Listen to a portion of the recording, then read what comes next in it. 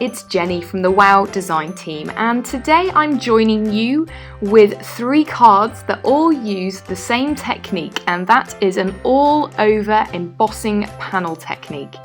We're going to be using lots of different sparkly and shiny embossing powders, and I'm also going to give you a look at the new heat tool. So let's get started. So for your supplies, you're going to need the embossing ink.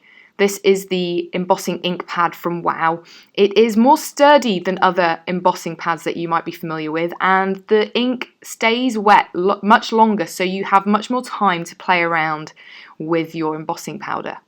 Now, this is a look at the new Dual Heat Ultimate Embossing Heat Tool, which is awesome. I just got this in the mail, and I've had so much fun using it, and you'll see it in action in this video. I'm also using a large selection of embossing powders, and of course the new WOW Superior Smooth White cardstock, which is 250 GSM. You get 25 sheets in a pack. Here's a quick comparison of the colour of the cardstock against a sheet of, I think this is Nina Solar White. You can see how bright white it is, and it's also super smooth, and it makes it great for embossing on. And here's a quick look at the new heat tool. It's got a stand, so you can put it down without worrying about burning your table or your craft desk. It's got 2 settings. I'm going to be using setting 2 today, which is hotter, and the first setting is more for if you're drying watercolours or mixed media projects. Make sure when you hold the tool that you don't cover over the vents that are near the switch, because that's actually where some of the heat escapes. So your best bet is to hold it towards the centre, around where the grey panel is. Now, to start off with, I'm using some of the smooth white cardstock that I've trimmed down to an A2 size panel of 4 1/4 inches by 5 1/2 inches. And I'm applying the embossing ink directly from the embossing pad all over the surface of the panel of the cardstock. Now, I was experimenting a little bit here, and at first I was tapping it, but actually the best way to do this is to swipe. You get a really good all-over coverage on the panel by doing this. And then we're going to bring in some embossing powder. So I'm using Metalline First Frost, which is a beautiful pale blue with a metallic sheen once it's been heated. And I'm going to sprinkle it all over the panel that we have just added our embossing ink to. And one thing to note, I'm using a stack of paper here behind my panel. What I do is I swipe my embossing ink over the panel, and then I remove that first top sheet of, it's just copy paper, because I don't want to waste my embossing powder. If I'd left it there, that embossing powder that's fallen onto the sheet there will have stuck to the excess embossing ink on the copy paper, and I don't want that because I want it back in my pot. So you can then tip it back into the pot, and nothing has stuck on. So that's one of my tips for making sure you get everything you can out of your little pots of embossing powder. I'm now going to bring in the heat tool. I've got it set to setting 2, which is the fast, powerful, hot setting. I actually did not heat up my heat tool, and you can see how quickly this embosses the embossing powder. I also have not used this embossing tool prior to creating this card. This was my first run at the heat tool, so I was super impressed with how quickly it started to melt the powder. And you can also see, this is a really good way of seeing how wide a disbursement you're getting of the heat itself.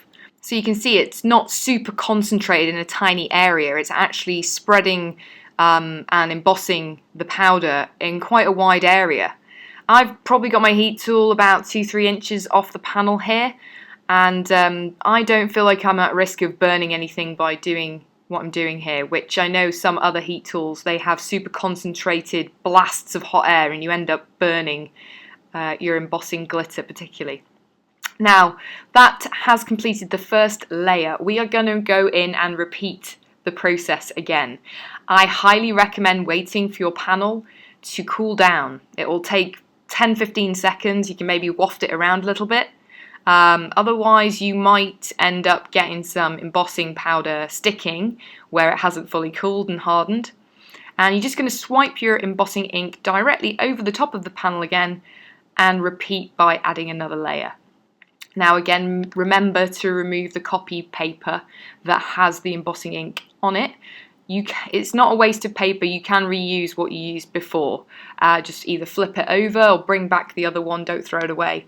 And that way you're not wasting sheets and sheets and sheets of copy paper. And then just melt it again. And so here's a look at the panel after I have done 5 layers. So you're going to need to do 5 layers for this technique to work with the background stamp. So here I am using a background stamp. This is by My Favourite Things. All of the supplies I'm using will be in the description box below and over on the blog. A link to the blog post will be also included in the description box. I've added the background stamp into my MISTI and lined it up directly into the corner. I've then added my embossed panel also into the corner. That's kind of important because you're going to need to push this down a few times, so you want to make sure it lines up. I'm then heating the panel. I want to get the embossing powder layers that we've added into a more liquid state so that they'll be ready to take an impression from the background stamp. Now I am aware that the background of the MISTI is plastic, so just be careful, you don't want to go melting your MISTI, but I'm not adding too much heat, just enough to get through the 4 or 5 layers of embossing powder on the panel itself. I did not damage my MISTI in any way, but just be careful. I'm then heating and stamping. You can see here I'm getting in some good muscle work and pushing down really hard with my arms. You want to get an impression from that background stamp embedded into the melted embossing powder. And it took me 3 or 4 goes. I did add a couple of blasts of heat in between. If you mess it up, it is not a wasted panel. You can go in with your heat tool, reheat the entire panel, and every piece of the image will be gone. And this is what you get at the end. It just looks so beautiful in real life. I finished it off by adding it to a £110 Nina Solar White card base and added a die cut by Birch Press Designs, the Hugs Sugar Script, and a Hero Arts Sentiment, heat embossed in white on black cardstock. So I'm going to show you a couple of other cards I did with the same technique. This one is not going to require such an arm workout. So the panel here I've made in the exact same way as we did before. I've used this time primary blue Topaz for my base 4 layers, and then over the top I'm going to be adding a different colour, and you'll see the reason for that in a second. I'm going to be adding over the top primary Bluetiful, such a great name. So as before, I added the embossing ink by swiping over the top of the panel, and then I sprinkled on primary Bluetiful. I then heated up the panel and melted it. I'm now going to be using a Grateful Heart stamp set, which is a clear acrylic stamp set, so different to the red rubber. And I've prepped the stamps. I'm not going to be using the sentiment stamp in the end. I've prepped them by putting them onto an acrylic block. And just while I heat up my panel, I'm also adding some totally teal embossing glitter in places here and there, just sprinkling on for a little bit of shine. And as before, I'm heating up my panel. I'm then taking the floral stamp and pushing it into the melted embossing powder on the panel. If you try and lift it up straight away, as you see there, it will stick slightly. I recommend leaving it for a few seconds just to cool. And you get this amazing impression that's created in the embossing powder. And when you leave it to cool, it's set. You can obviously heat it up and erase it, but what you'll see with the 2 colours that we used is where the embossing powder is being pushed in, the colour that lies underneath shows through, and it almost looks like enamel. So, you know, pottery or crockery. You can see up close here what a great effect that gives you. I also added a Hero Arts sentiment in the centre in the exact same way. You can use the heat tool to direct the heat to the centre, remelt and add the sentiment. And I then just simply mounted it onto a Nina Solar White £110 card base. You will notice that the panel is slightly smaller than A2 size. That's because I used a stitched rectangle die to cut my panel of Wow Embossing cardstock before I added my embossing powder initially. So onto my final card.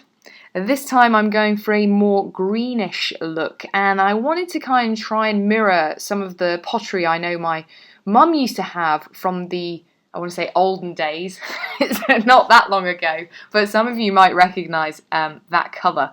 So I've initially embossed my panel as before, 4 layers of primary Chartreuse. I'm then adding over the top Oyster Glintz as my final 2 layers. I'm just showing you 1 layer here. So I think it's 3 layers of primary Chartreuse and 2 of Oyster Glintz.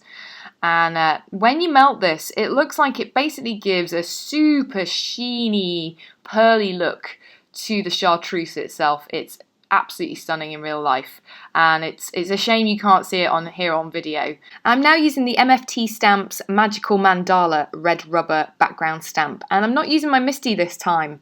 I'm holding down the background stamp, and then because of the shape of this background stamp, it makes it pretty easy to just lift it up, peek underneath, check if it's made the impression. If not, just add some more heat tool, lift it up, peep underneath, add a bit more heat tool, push it down, and repeat. And by doing it this way, you definitely are going to avoid melting your MISTI, although I would say that's actually quite tough to do. But it also makes it a little bit easier on your muscles, even though it does look like I'm straining there, it wasn't too hard. And this is the image. It's very distressed looking because of the layers that we've added of the Oyster Glintz and the Chartreuse, but I love how it turned out. I added a layered Hello die. I just die cut it twice, once from grey cardstock and once from green, which is by Catherine Pooler, and popped it all up onto a grey card base. The sentiment is also from Hero Arts. And that finishes the tutorial today. Thanks for joining. Be sure to subscribe and don't forget to click the bell if you want to be reminded when we have new video. Bye!